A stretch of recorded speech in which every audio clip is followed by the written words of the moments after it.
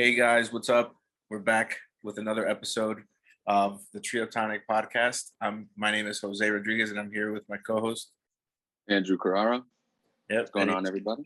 He's hanging out there in space, just doing his thing. I made it to the moon with support. But yeah, since the last episode, we were doing a lot of talks about options and things like that, and the crypto market was down, so we didn't have a lot of crypto news. We didn't want to keep perpetuating FUD, so we stayed out of keeping you up to date on that. But it's very much come alive since then. So we have some crypto stuff for you in this episode, and Andrew has some really good recent plays that he's done that he wants to talk about. So I don't know if you want to get started with that. Yeah. I guess I'll take the floor. So if anybody's been following the market at all this past week, mostly the past couple of days, then you've seen the parabolic movements of support.com. At one point, it had gone 400% over the last week, and then fell and closed, I think, around $30 at market close on Friday.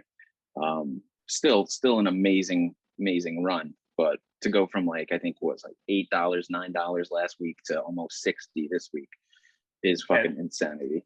And I think when we first started looking at it, and that it was in the middle single digits, right? It was $6, something like that, even at the beginning. So it's crazy how it exploded. Yeah, it's wild. And the float of the stock, which is the shares that trade freely on the open market, is extremely tiny. I think it's got a 9 million share float. So from pre-market session to market close on Friday, I think they traded their entire float 5 or 6 times. So it's wild. And pre-market, they had already done 77% of the entire recent month's volume in that pre-market session. So before the market even opened, they had traded almost the entire volume for the last month. So, I mean, it definitely, went from, a nice little small cap stock to meme stock status. Everybody's posting about it on Reddit now. Everybody's talking about it. CNBC even mentioned it. So it's definitely getting a lot of eyes now. And one of the things before we get really into it, I just want to mention quickly for people that are just getting into stocks, options, whatever they may be looking at, is one of the things I liked about investing is that you learn about a lot of good new companies, support. For someone that's looking to make money, they'll look at, maybe just even know it as SPRT, the ticker, and just be like, oh, this is a good play or whatever. But what I like about it is that you start learning about these companies. It gives you insight into future industries, things like, where the market is heading, in all different types of stuff, tech, whatever. What do you have to add about pretty much just what you've learned about the company? So yeah, it's good that you brought that up. The reason why I didn't sell when it hit 60, the reason why I'm still holding it, and I'm going to continue holding it, is because news broke in the beginning of the year, in mid-January, I believe, that support.com is going to become a wholly owned subsidiary of Greenidge Corporation, which is a crypto miner. And they are also making some pretty big investments into green energy, into renewable energies. And so for that reason, I think if on September 10th, which is when the meeting is for the shareholders, if that motion is passed and they do actually become a subsidiary of them, which it's almost a given that they will, because it's 70% owned by institutionals, I think it has the ability to go even higher. So, I mean, it wasn't exactly nice watching thousands disappear from when it was 60 to 29, but you got to have diamond hands sometimes, and think bigger picture. So I'm still holding, and I'm waiting for that shareholders meeting on September 10th. Yeah, and that's why another thing I want to mention, for people who like to invest long term, it's really cool when you can sell high and then buy in again at 29. But if you believe in the company, that's why it's good to always look into the company and get a good standing of how you feel about it, because most of the time the people who have the diamond hands, they win out. If you try to time the market, sometimes you will make good money, but sometimes you'll lose out. You'll make some mistakes. So if you really like the company, it's worth it to just take a minor loss from your gains, even though you're still up, and then just hold, because eventually, you're going to be way more on top, in the long Yeah, run. exactly. And Yeah. like you said, like I was completely playing with house money. Like I got in at, with my options. At one point I had 7 options, and right now I have 111 shares. I'd gotten in around $6 in July. So I mean, at $29, I'm not crying poverty or anything. I'm still very excited that the stock can continue to move, especially since it saw all that price action on Friday. I think, people have been like, caged up over the weekend, and maybe at market open we see another wild pop. Don't get me wrong, sometimes like you second guess your decisions, and you're like, shit, like I should have sold the 111 at 60 and then bought back in again at 29. I would have cleared a nice little 2Gs right there. Yeah, but you can't have Captain Foresight on your shoulder, Yeah, Captain Hindsight. Captain Hindsight, yeah, Captain Hindsight. But yeah, I mean, this kind of reminds me a little bit like when in the previous episodes when we first started talking, like actually before we even started doing the market stuff on the podcast, when I bought into Teladoc when it was before the pandemic, and like I sold some shares, but I kind of regret that. I think Teladoc is going to be really big still in the future. That was one that I tried to time it, and I did sell high, and I'm happy about that. I made the money, I invested into other stuff, but that's one that I could have held. And I think, moving forward, even people that want to buy Teladoc now, it still has bright future ahead, Yeah, Teladoc is still one of ARK's 3 biggest holdings. I think their 3 biggest are Tesla, Roku, and Teladoc. So Kathy Wood is still super bullish on Teladoc. I think they're down. They're still way down from their highs around the time when you sold them. So it's still a great investment right now if you wanted to get in. Yeah, definitely. So also another thing we wanted to mention now before we get into some other stock picks, some other crypto that we're going to talk about, is that we've been posting a lot of stuff in our stories, like different companies to buy and things like that. We're going to move that onto a Discord channel, and we're going to get people in on a very low monthly, and it's going to be like an early bird type of thing. We're going to try to, let's say, like get like the first 50 people in on like a really low rate, and then after that, it's going to go up a little bit, but definitely take advantage of joining in early. I think we're looking at what we were talking about, like $4.99 for the early bird rate. So yeah, I know there's some people that have reached out to you and to me also that want to get in on that. So definitely reach out to one of us, and once that's up and running, there's going to be a link on every video right below in the description where you can join up. So basically, just to expand for those of you who aren't familiar with Discord, it's like basically it's like a server where you can have different chats, different voice channels, and what we're trying to do is kind of take what we have going on the Facebook page and duplicate that onto the Discord channel. And within that Discord channel, we'll have a paid subscription for live trade updates. So much like you've seen in my story where I'm posting about different stocks and things that I'm interested in, that I'm buying, and trades that I've made, I will be posting that to the Discord, and I will be giving you detailed information on what price I'm getting in at, the exact strike prices of the options I'm buying, how many shares I'm buying, and if you decide to, you can follow along and trade with us. And then again, conversely, whenever I do get out of these trades, close positions, you can also get a notification whenever I send that message out on the Discord. So if that's something you're interested in, like Jose said, we have had a few people reach out to us who are interested. Just hit us up. We're going to start it off like a low price, the early bird price for the first 50 people. And, I think it's a nice opportunity not only to hone your trading skills, but to like build a sense of community, learn things from other people. I always like talking to other traders and seeing other people's strategies, because sometimes when you do things a certain way, when you trade a certain way, it's good to think outside of the box and share stories and share strategies with different people. Yeah, definitely. And then once we have the Discord channel up, you'll get those live updates, so when to buy. We'll also update when we decide to sell, if we see like something, when we sell, so you could have a heads up. Sometimes that's a little bit harder than buying, knowing when to sell for people who are starting out. And it'll also make it easier for us to, like, when we do a next episode, we'll be like, hey, this is the stocks that we have in here. We're up 17% on this, so people can see where we're at with our holdings and things like that. Yep. It'll enable you to pretty much get in and get out almost exactly at the time that we are, if you so choose to. So it's something we're really excited about, something we've been talking about for a while. But as everybody out there knows, life happens. So we're finally getting around to it, because it seems like there's been an increase in demand as of late. So yeah, and also, if you guys are watching this right now, just please, support the YouTube video and the channel by giving us a like, subscribe, and also hit the notification bell so you get the notification when we post a new video and things like that. Just subscribing, it won't tell you when our videos come out, but the notification bell is very important, and it helps the channel out with the algorithm, all that good stuff. So yeah, definitely do that as well.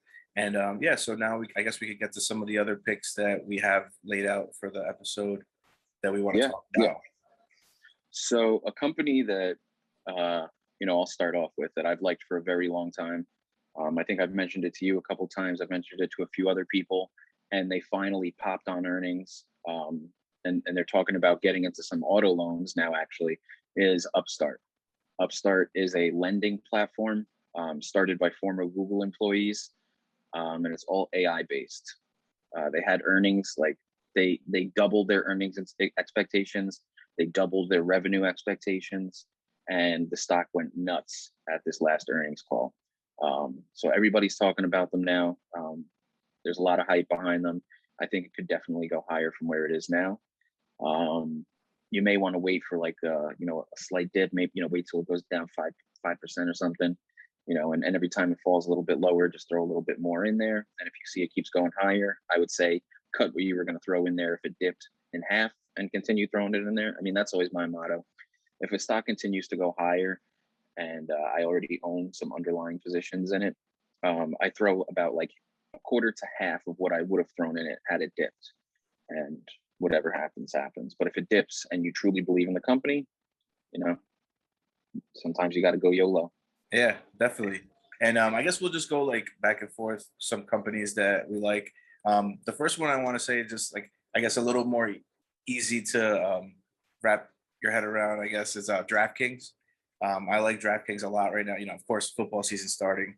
Sports are starting back up. This is a perfect time. It's one of those like almost like no brainers. Like, how like you'll time like a shoe company with like a big release, and like you could make a good like short term bump. DraftKings is one of those where like you could buy it and it's more like short term than long term. You can make a little quick buck on that and get in right before football season starting. I see some good gains for them coming up. Yeah, I think it's probably a good time to get into a lot of those stocks now, like the Penn National Gaming, Caesars. Now they just released their sports book. Did you see that? Yeah. Yeah. So yeah, you're right. Probably a good time to get into a lot of those sports betting stocks now. And then the earnings call following will probably get a nice little boost in revenue. Yeah, definitely. What else do you got going on? I also like Doximity. DOCS is the ticker symbol. I also forgot to mention Upstart. The ticker is UPST. But Doximity, DOCS, they're basically like LinkedIn for doctors. They also have a telehealth platform. And that it's been great for me. I bought it at the IPO.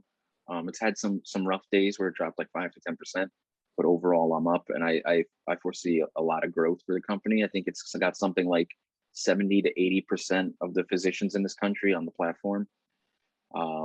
So they're just, trying to find new revenue streams, and that's what they did with that telehealth platform. So, Jim Cramer has been talking about it a lot recently. I'm not such a big fan of his, but he's made a lot of good points about the company and why he foresees a lot of growth for them. So something to take a look at, put on your watch list, and if it dips enough, maybe get into it. Yeah, definitely. And another one I think is flying under the radar that I really like. And this is why it helps to like follow people that have a like kind of align with your views of where the market's going. This company is called UIPath, and their ticker is PATH. I know a lot of big investors that are going big on this company. And basically what they do is they just like you can reach out to them and they can set up your business and pretty much set you up with like as much automation as possible to make your business run efficiently and use as little manpower as possible, which frees you up to do a lot more stuff. And yeah, right now I think is a great time to look at them, buy in there. I know people that are periodically dumping, like literally companies dumping millions like every 2 weeks into this company. And it's just, this is just the beginning with a lot of those like automation companies. And, you know, this is one of the ones on the forefront. So, Yeah. so that's another one to look at if you guys want to check out some future type of, industries. So there's been some rumblings I heard of Moderna. With their increased market cap, I'm sure everybody's seen that Moderna stock has gone crazy since COVID. Vaccine, I think, coincidentally, is like their only product that they've ever put out. But their market cap has exploded. BioNTech, all those vaccine companies, their market cap is through the roof now. There's been a lot of talk that they're looking to acquire some of these small cap genomic stocks. So I like BNGO, the Bionano Genomics, Invitae, NVTA. What's the other one? Intellia Therapeutics. All these genomic stocks. In fact, you can go on ARCG, I think is the ticker symbol. It's the ARC Invest Genomic ETF. Pretty much all stocks that Kathy Wood has within that ETF are things that I would take a look at, because there's been a lot of rumblings that there's going to be some acquisitions on the street soon from one of these huge vaccine companies, because apparently that's where the future is, all these genomic stocks. Yeah, definitely. And another thing I want to mention that I've learned, a lot of these like vaccine companies and like health industry that like are coming up with like treatments and things like that. It's a very unique type of company because like, let's say like a lot of these companies that are based on revenue, you could get those bumps when the earning calls happen. But a lot of these like Pfizer and all those Johnson and Johnson, those industries, it's speculated ahead of time. So like when these vaccines are coming out, you get the biggest bump then. And then sometimes you'll even see like when they had their earnings calls, like it actually dipped a little bit because it was already at the point. Like, let's say like, Yeah, they price it in already. They priced it in already ahead of time because they knew where it was going to be at. So yeah, those vaccine companies, things like that, you want to buy the news. Like, when you hear of like that they're coming out with a treatment and it's getting approved. Buy the rumor, sell the news. Yeah, so this one is that's why it's a little unique, because you want to like, you want to be a little ahead of it because they price it out ahead of time with those. Yeah, absolutely. Yeah, definitely. And you have any other? I feel like that sometimes like that's a mistake that many retail traders make. I've made it a ton of times. Like you hear good news about something and you're like, fuck, let me buy that. But first of all, the algos already made their decision like fucking 20 minutes ago about what they're going to do with that stock based on that news. Yeah. And the institutionals probably already had that news like a week before that. So you're fucking late to the party and you're fucking buying like $10 higher than you should have been. So, I mean, it's tough. Like you almost have to like see into the future and just own before the news. Cause you can never chase if you're chasing the news, you're fucked. Yeah, definitely. That's why it's good. Like when you have your, your head in the game already. I tell some people like, they still don't really have many stocks, but they're like paying attention a lot and like watching the videos. Just, even if you're waiting to like save up money to invest, just buy one stock, just like have one stock in, because then that gets you into like the mindset, you're following stocks, you're looking at what's happening in the market. And, it just helps out a lot to just take that big first step and get your money in, even in different industries, that you don't know about, you'll learn a lot just by doing that. Yeah. I think one industry right now that is pretty good, I own NVIDIA, is the semiconductor industry. With all the shortages and everything, like prices are going through the roof, demand is through the roof. Indie Semiconductor is a good one too. People like what's AMD, I wouldn't recommend Intel. I feel like Intel is like a slow dying company. Like Nvidia, AMD, and Apple are just eating their lunch. But the Yeah. semiconductor industry on a whole is obviously a smart play right now. Nvidia's ever since their split, they've been doing amazing. But I digress. So another company that I'm still holding on to. We've discussed them before. Nano Dimension. Yeah, that's we have some holdings in that. Yeah, still holding on to that. Coincidentally, there's another company, Nano Vibronics, which is one that I recently put some money into, and seems to be a favorite of the Reddit crowd. NAOV is the ticker. Basically, what they do is they make like these devices that are supposed to like heal tissue through vibrations. It's like above tissue, like therapeutic machine. I don't know how to explain it, but that's basically what it is. Yeah. It's like high, like what do you call it? Like sound healing on steroids. Yeah, exactly. Yeah, that's good.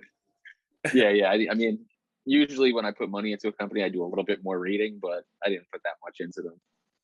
Yeah. So I'll read a little bit more about them. But I mean, when you look at like, on Webull, you know how they show top gainers daily? Yeah. They always seem to be, one of the favorites. So also another one that ran along with support.com was that Bingo Ventures, the BBIG. I think that went up 100% on Friday too. Wow. It's always nice when you see the triple digit percentage. Yeah. Another company I like is Walgreens. They have a dividend, and it's always good, like, as a new investor too, to get familiar with dividend stocks. Some people, like, I know, depending on the percentage, you start learning about, like, why dividends go up and down and things like that. But like, some people think it's not worth it to like have dividend stocks unless you have like 200K in your holdings for dividends. But I feel like it's always good, like, to split up, dividend, have a little dividend part of your portfolio, have some growth stocks, all different kinds of things. And Walgreens is one that I like. Of course, you have the blue chip, like Coca-Cola is always great and things like that. But I really like Walgreens right now because I can see not only you getting the dividend, but see a lot of gains for them in the future too. Yeah, it's funny that you bring that up. I remember almost like a year or two ago, they had some bad news. I forget exactly what it was. It might have been like bad earnings or something, but they dropped a significant amount. And I bought up a bunch because I had just started trading, and I'm like, this is, like, what I look for a lot of the times is overreactive bad news on companies that aren't going to go out of business, like a Walgreens, like a Coca-Cola, like similar to like the blue chips that you were mentioning. Mm-hmm. And then just buy up as much as I can at the dip.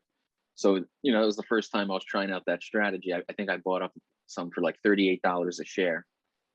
But yeah, I had just started investing, so I was impatient as fuck, and it was moving like $1 a month. And this was at the time when the market was going crazy, seeing like 20% gains on everything. So I was like, fuck Walgreens. and now I'm sure it's over 50, right? It's like, what is it at now? Yeah, let me actually check while we're talking. And in the meantime too, I'll also mention, like, not only Walgreens, a lot of good of those like specific stocks like Walmart, Costco was great. I know Costco was killing it during the pandemic for obvious reasons. Yeah. But they have a great dividend, and they're a great company that you can only see just going up. They're just really. Costco did that. They did that special dividend too. That one-time $10 dividend per share. Yeah. Walgreens right now is at just below 50. Yeah. Just below 50. So yeah. Had I held, I would have made $12 a share, but I was impatient as fuck. Yeah, and I think it's at a really low price too right now because it's in a little dip.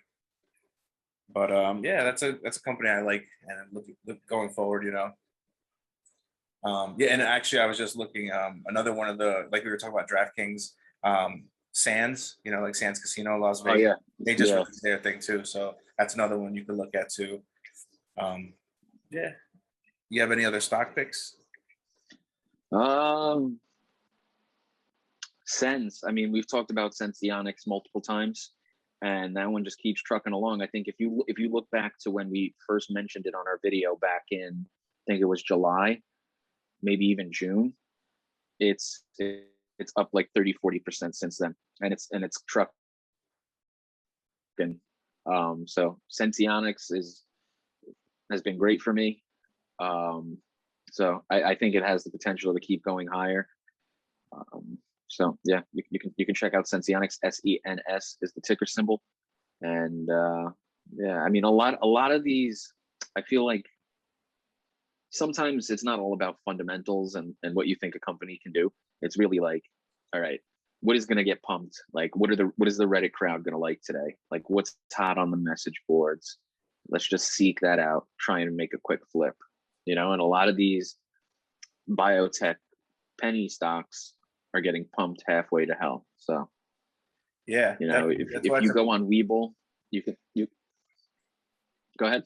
No, I was saying this is important to also, connect with communities, like we were mentioning on other videos. Yeah. Because a lot of times there are companies that you've never heard about, and that's part of the reason why they pick them, because, there's some companies that are like a really good price point, and, people just rally around them. It's kind of like what happened with GameStop, it's exactly what they did, like people were just shorting them to hell, and people got pissed off, and they're like, fuck this, we're going to, stick it to the man.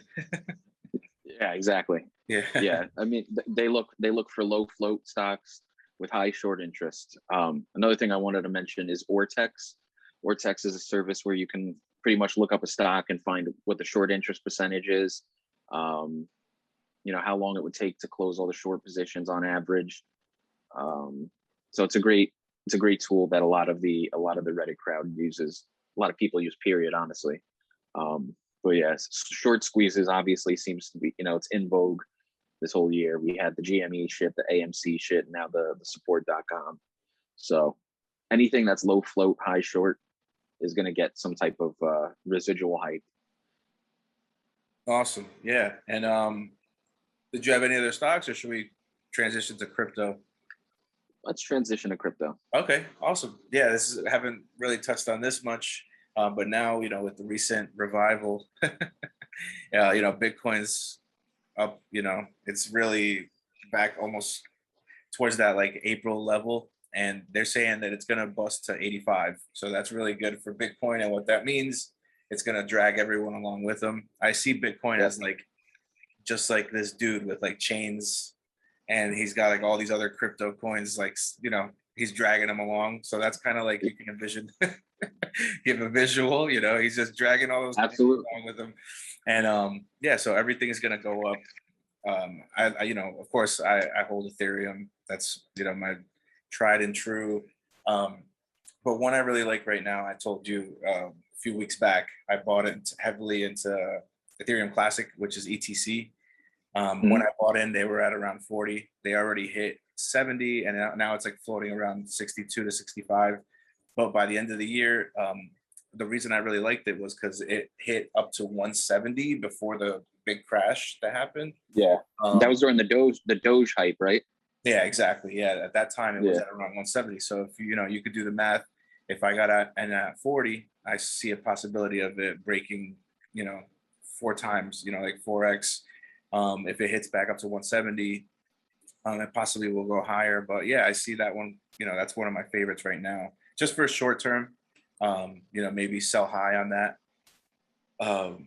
But yeah, that's one crypto I really like. You have anything you've been looking at recently?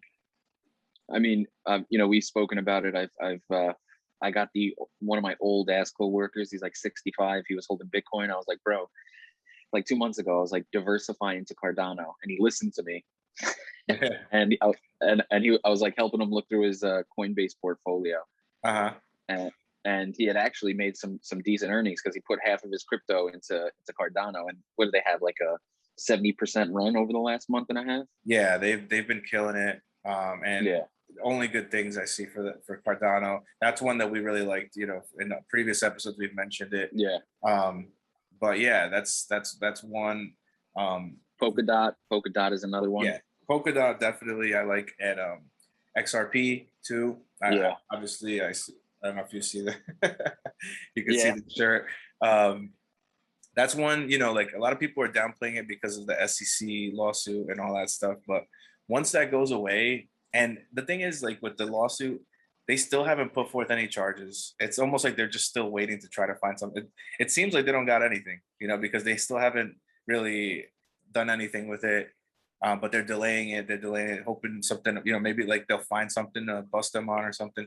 But once that goes away, it's going to get relisted on all these major exchanges.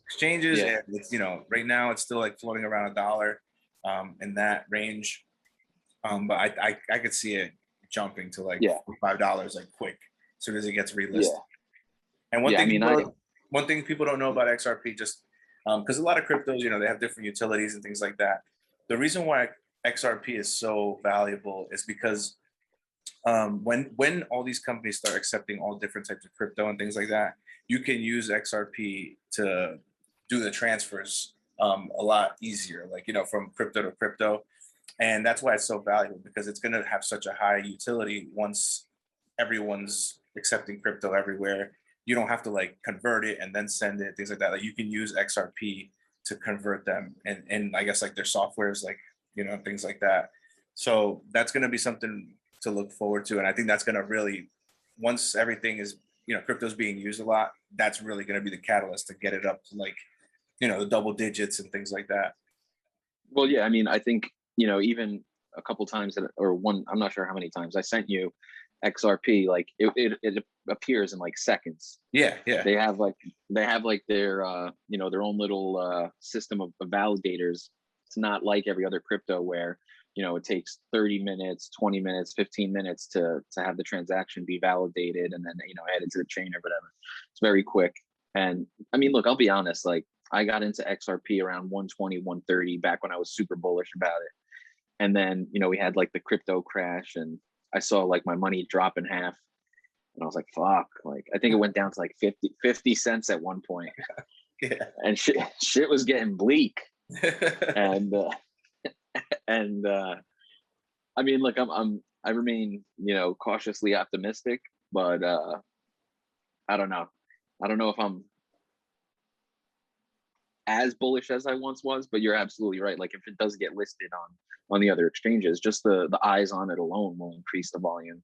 And if that happens, then yeah, it'll definitely go higher. But yeah, XRP has seen like I think a 70% gain or so over the last month and a half. Well, like you said, most crypto has moved together over the last few weeks or so. Yeah, and that's one. See that XRP is one that I feel like it's not if, it's when for me. Like that's how I feel about XRP.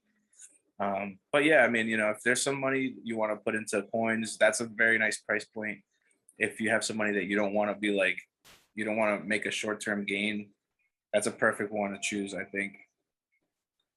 Yeah. Another one I like too, I like to throw in those like what do you call it? You would make it equivalent to like a penny stock, like for crypto. Altcoins. Yeah, I mean, there's altcoins that are like $60, but I mean, like this would be like the equivalent of a penny stock. Like let's say like Shiba Inu coin, Seisho. A shit coin. Well, that's what some people call the ones, but not all penny coins are shit coins. They just they get labeled that if they think. But one I like right now, it's at like, I think it's literally at a penny, or it might be a little bit lower, is Dent. If you want to check it out, and like that's a different strategy. I feel like when you buy those types of coins, like unless you really believe in it, you could go like 5K into it. But that's these coins like that are under a penny, like you could put $500 in that you don't mind losing, and if that shit hits 10 cents, you're sitting at like 50K. Like, so these are some of those coins you do like just set it and forget it. $100 here, $50. Like I'll go out one night and I'll spend like, you go out with friends or go to dinner, you'll spend like $150, $200. Like if you cut down on that, you can definitely throw $100 here or there. When yeah, absolutely. Yeah. So yeah, one thing I sold out of. I obviously sometimes I'll sell at a loss if it's not too bad, and I think my money can be served better elsewhere. But with crypto, I didn't really want to sell at a loss. What I did though, SafeMoon, I sold at a loss, and from what I'm hearing, it's like doubled over the last week. Yeah. Yeah. I still hold all So my Safe Moon, my 58 million coins. So hopefully if that shit hits $1, I'm fucking sitting pretty. yeah. But I mean, that's just the reality of it. Anybody who thinks that every trade is going to be a winner, or every crypto is going to go to the moon as soon as they buy it, is sorely mistaken. They're in for a rude awakening. So Yeah. And some of these, again, it's not like some people get lucky and they'll put in like I was talking with someone that bought it with Cardano at 4 cents, and they're fucking loving life, right now. yeah, yeah, But it took time, like it's not like, yeah, you talk to people when they like have their gains and they're like, oh, I made, you know, 80K on this, and it's like, yeah. damn. And then you want to put your crypto in and you're just like poking it with a stick, like do something. But it takes time, it takes time. Like Safe Moon, like who knows if they play their cards right, they have some big plans coming, their own wallet, things like that. Maybe in 2028, that shit hits 10 cents. And then, you're feeling good, you're feeling good. You have 5 mil in the bank, You're like, for your 42nd birthday, you can buy yourself something nice. Hey, that's better than the 401k though, Yeah. But yeah, that's why the strategy I go with those penny coins, I just throw like 100, 200, and Yeah. just leave it be. Yeah, I mean, it's sometimes like with these like little shit coins, you got to think. I'm not saying all of them are shit coins. I'm just going to use that as a reference. You just got to look at it as like a pure gamble. Like, I mean, anybody who's on DraftKings or FanDuel and gamble, it can be the same thing. So if I throw $100 on a game or $100 into some shit coin, like what's the difference? So exactly, yeah, it's like if you want to bet, on the like. Oh wait, the Cleveland Indians are still the Indians, or no? Did they no, change it? no, they're the Guardians. Did they act? But did they go through the change? Like for this I think season? no, not for this season. I don't think. I think Okay. it's like next season or something.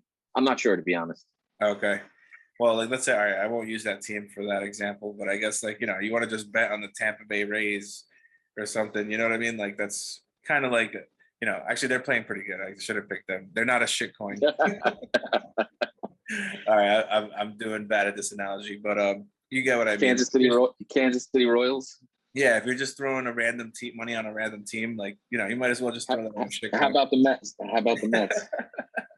Hey, two games back to back, still in it.